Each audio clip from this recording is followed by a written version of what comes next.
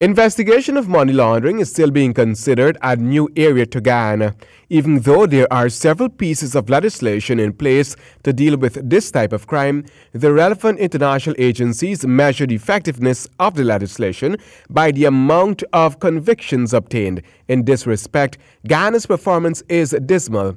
Within the past 3 years, Guyana has not had many successes in convicting money launderers, according to Legal Affairs Minister Basil Williams. We could start with the low-hanging fruits.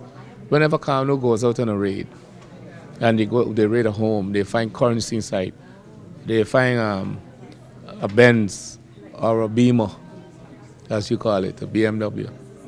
They find transport with property.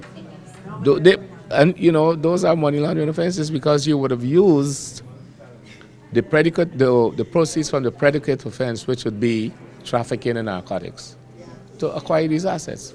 So once you use money from the proceeds of crime, you purchase a home, you purchase a vehicle, you purchase anything, well, the purchasing constitutes money laundering.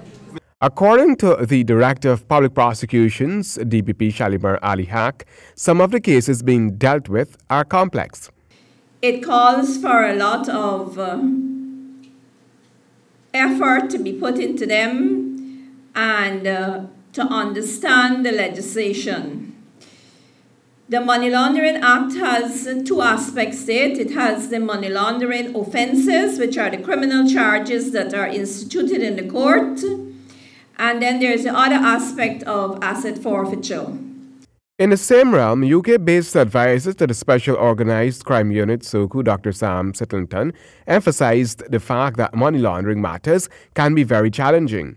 There are changing times ahead, and the potential for criminal activity is always available.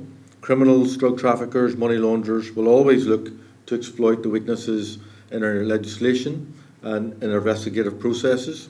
Closer attention will be placed on bodies like the Deeds and Land Registry and others. Handel Duncan, HGP Nightly News.